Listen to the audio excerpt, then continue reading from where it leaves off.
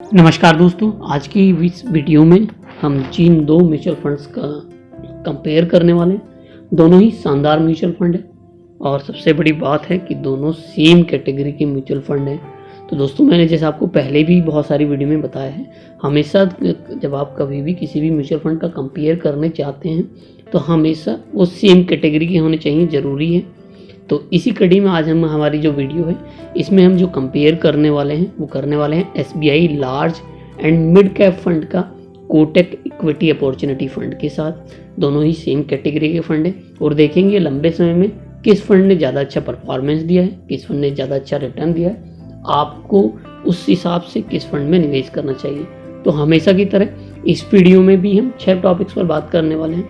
सबसे पहले fund overview, उसके बाद रिटर्न, उसके बाद रिस्क मेजर्स देखेंगे, पोर्टफोलियो के बारे में बात करेंगे, इन दोनों ही फंड्स के फंड डिटेल्स क्या होंगी, और लास्ट में हम कैलकुलेट करके देखेंगे कि कितना फंड लंबे समय में या छोटे समय में हम इन दोनों ही म्यूचुअल फंड के थ्रू बना सकते हैं। सबसे पहले हम बात करेंगे फंड ओवरव्यू में। जहाँ तक SBI large and mid cap fund direct plan growth का सवाल है, इसका करंट एनएवी अभी 382 रुपये 36 पैसे चल रहा है। वहीं कोटक इक्विटी अपॉर्चुनिटी फंड का जो एनएवी है वो 210 रुपये 43 पैसे चल रहा है। अगर हम इनकी वीआरओ रेटिंग की बात करें तो एसबीआई लार्ज और मिड कैप फंड की वीआरओ रेटिंग 3 स्टार है। वहीं कोटक इक्विटी अपॉर्चुनिटी फंड की जो रेटिंग है वो है 4 स्टार। तो रेटिंग जनरली जिसकी ज़्यादा होती है वो फंड इतना अच्छा होता है। कैटेगरी सब कैटेगरी दोनों सेम है। लार्ज और मिड कैप कैटेगरी का ये फंड है, इक्विटी बेस्ड फंड है। अगर हम इसके फंड एज की बात करें, फंड एज जनरली हम वही लेते हैं जिसका जितने समय हम दोनों फंड का कंपेयर कर रहे हैं। तो हम पिछले 8 साल 11 मंथ की टाइमलाइन का दोनों फंड का कंपेयर करेंगे। फंड साइज की बात करें तो जहां SBI large and mid cap का फंड साइज 5368 करोड़ है, वहीं कोटक इक्विटी अपॉर्चुनिटी फंड का फंड साइज है 8206 करोड़ रुपए। अब आइए दोस्तों, इन दोनों ही फंड के रिटर्न्स की बात कर लेते हैं। अगर 3 महीने का रिटर्न्स देखा जाए तो एसबीआई का जहां 4.12% है, वहीं कोटक अपॉर्चुनिटी फंड ने पिछले 3 महीने में -2% का रिटर्न दिया है। अगर 6 महीने में देखें तो 6 महीने में एसबीआई का 12.4%, कोटक का 9.59% है। अगर 1 साल रहे जो कोविड वाला समय था, दोनों ही म्यूचुअल फंड ने अच्छा परफॉर्मेंस दिया है, लेकिन एसबीआई का यहाँ पर 41.73% है, वहीं कोटक का 32.82% है। अगर 3 साल की बात करें तो 3 साल में जहां एसबीआई ने 21.41% का रिटर्न दिया है, वहीं कोटक अपॉर्चुनिटी फंड ने 21.60% तक का रिटर्न दिया है। 5 सालों में जहां एसबीआई ने 18.22% तक का रिटर्न दिया है, वहीं कोटक अपॉर्चुनिटी फंड के 17.93% तक का रिटर्न दिया है। वहीं जब से ये फंड बना है, सिंस इंस्पेक्शन से बात करें हम, तो तब से लेकर आज तक एसबीआई ने 17.71% तक का रिटर्न दिया है। वहीं कोटक के equity opportunity fund direct growth ने 17.15% तक का रिटर्न दिया है। तो दोस्तों, इस पैमाने पे अगर हम रिटर्न की बात करें तो रिटर्न में एसबीआई ने शॉर्ट टर्म से लेके लॉन्ग टर्म तक 3 महीने से लेके 8 साल, 5 साल, 1 साल, 3 साल तक हर उस पे कोटक इक्विटी अपॉर्चुनिटी फंड से अच्छा रिटर्न दिया है। तो इस लिहाज से ये कोटक इक्विटी अपॉर्चुनिटी फंड के मुकाबले एसबीआई लार्ज कैप फंड ज़्यादा अच्छा है। लेकिन बहुत सारे और मेजर्स भी होते हैं जहां हमें देखना होता है फंड्स के बारे में। तो आइए अब रिस्क मेजर्स पे बात कर लेते हैं। रिस्क मेजर में इंपॉर्टेंट जो होता है वो अल्फा होता है, जहां SBI large and mid cap fund का अल्फा 1.67% है, वहीं कोटक इक्विटी अपॉर्चुनिटी फंड का अल्फा है 2.84%। वहीं बीटा की बात करें तो beta SBI large and mid cap का 1.03% है, वहीं कोटक इक्विटी अपॉर्चुनिटी फंड का है 0.92। यानी इस लिहाज से देखा जाए तो कोटक इक्विटी अपॉर्चुनिटी फंड ने अच्छा रिटर्न दिया है अपने बेंचमार्क के मुकाबले, क्योंकि जो बीटा होता है, बीटा में जिसका बीटा 1 से कम होता है उसका मतलब होता है कि वो अपने बेंचमार्क के मुकाबले बढ़ता भी कम है, वहीं गिरता भी उसी रेशियो में कम भी है। वहीं एसबीआई लार्ज मिड कैप अपने बेंचमार्क के मुकाबले ज़्यादा वॉलेटाइल है, मतलब वो बेंचमार्क के मुकाबले ज़्यादा बढ़ता है, वहीं बेंचमार्क के मुकाबले ज़्यादा गिरता भी है। उस कंडीशन में देखें तो वहाँ अल्फा डिनोट करता है 1.67 है एसबीआई का, और कोटक का है 2.84। तो अल्फा डिनोट करता है कि उसने अपने बेंचमार्क के मुकाबले कितना ज़्यादा रिटर्न दिया, जहाँ उसमें कोटक अपॉर्चुनिटी फंड ज़्यादा अच्छा है क्योंकि उसने कम रिस्क लेते हुए, बीटा कम होते हुए 1 से, अपने बेंचमार्क के मुकाबले बहुत अच्छा रिटर्न दिया, यानी 2.84 इसका बेंचमार्क के मुकाबले उतना रिटर्न ज़्यादा है। तो भाई दोस्तों, अब एक नज़र इन दोनों ही म्यूचुअल फंड्स के पोर्टफोलियो पर डाल लेते हैं। अगर हम टॉप 3 सेक्टर्स की बात करें तो इसमें SBI large and mid cap ने सबसे ज़्यादा फाइनेंशियल सेक्टर में, उसके बाद ऑटोमोबाइल सेक्टर्स में, उसके बाद एफएमसीजी सेक्टर में अपने पैसों को निवेश किया है। वहीं कोटक इक्विटी अपॉर्चुनिटी फंड ने सबसे ज़्यादा पैसा फाइनेंशियल में, उसके बाद कंस्ट्रक्शन में और तीसरे नंबर पर इंजीनियरिंग सेक्टर में निवेश किया है। अगर हम टॉप 5 होल्डिंग्स की बात करें तो सबसे ज़्यादा एसबीआई ने पेज इंडस्ट्री लिमिटेड में, उसके बाद आईसीआईसी बैंक लिमिटेड में, उसके बाद एचडीएफसी बैंक लिमिटेड में, उसके बाद स्टेट बैंक ऑफ इंडिया में और 5वें नंबर पर भारतीय एयरटेल लिमिटेड में इन्वेस्ट किया है। अगर कोटक इक्विटी अपॉर्चुनिटी फंड की बात करें तो सबसे ज़्यादा इस फंड ने आईसीआई बैंक लिमिटेड में, उसके बाद स्टेट बैंक ऑफ इंडिया में, उसके बाद इन्फोसिस लिमिटेड में, उसके बाद लार्सन एंड टार्बो लिमिटेड में, उसके बाद एसआरएफ लिमिटेड में सबसे ज़्यादा निवेश किया है।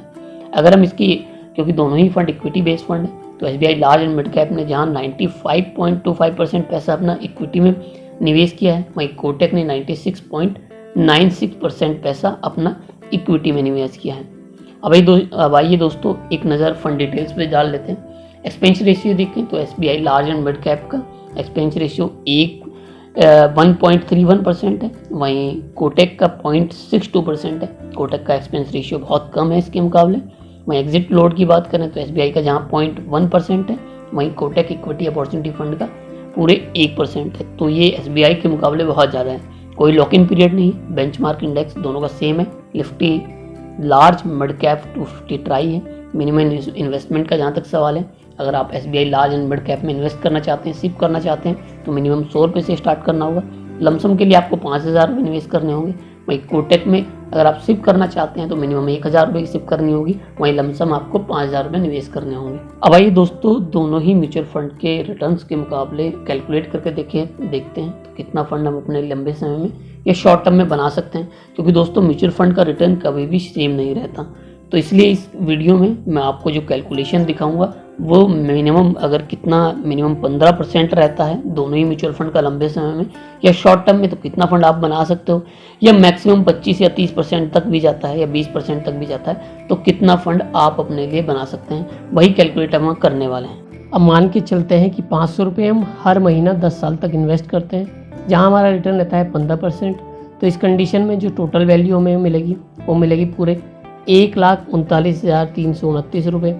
वहीं अगर हम ये जो इन्वेस्टमेंट है लगातार 20 सालों तक करते हैं, इस कंडीशन में जो टोटल वैल्यू होगी वो होगी पूरे 7,57,977 रुपये।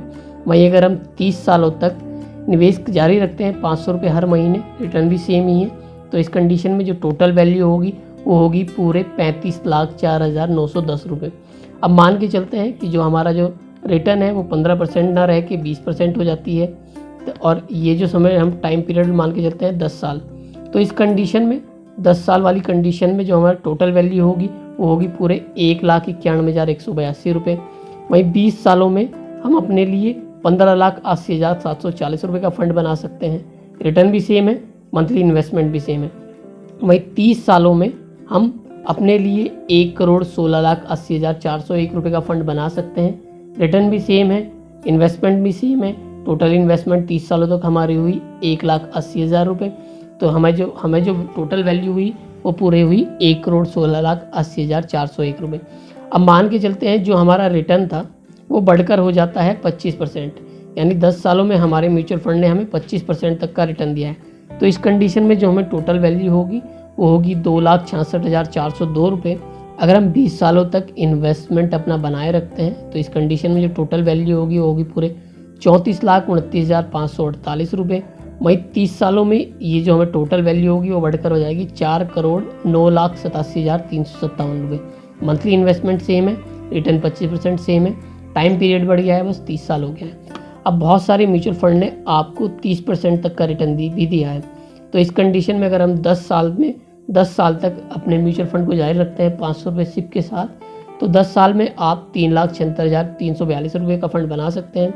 वहीं 20 सालों में आप पूरे 76,61,628 रुपये का फंड अपने लिए बना सकते हैं। वहीं यही रिटर्न बढ़कर आपका 30 सालों में 14,86,91,290 रुपये होता है। सब कुछ सेम है, मंथली इन्वेस्टमेंट है, हमारा रिटर्न ही बढ़ा है। लंबे समय तक अगर हमें 30% रिटर्न मिलता है 30 सालों तक, तो हम 14 करोड़ रुपए तक का फंड अपने लिए बना सकते हैं। तो आइए दोस्तों, अब हम 50,000 रुपये लमसम पे कैलकुलेट करके देखेंगे। रिटर्न हमारा 15% है। 10 सालों में हम 50,000 का 15% रिटर्न के हिसाब से टोटल वैल्यू जो होगी वो होगी पूरे 2,02,278 रुपये। वहीं अगर हम ऐसा 20 सालों तक करते हैं तो इस कंडीशन में हम 8,18,327 रुपये बना सकते हैं। वहीं 30 सालों में 50,000 रुपये लमसम इन्वेस्ट करके 15% रिटर्न रहती है, तो पूरे 33,10,589 रुपये बना सकते हैं। क्या होता है अगर हम ये जो रिटर्न है हमारी इसको बढ़ाकर 20% कर दें, 20% करने पर 10 सालों में आप अपने लिए बना सकते हैं पूरे 3,09,587 रुपये।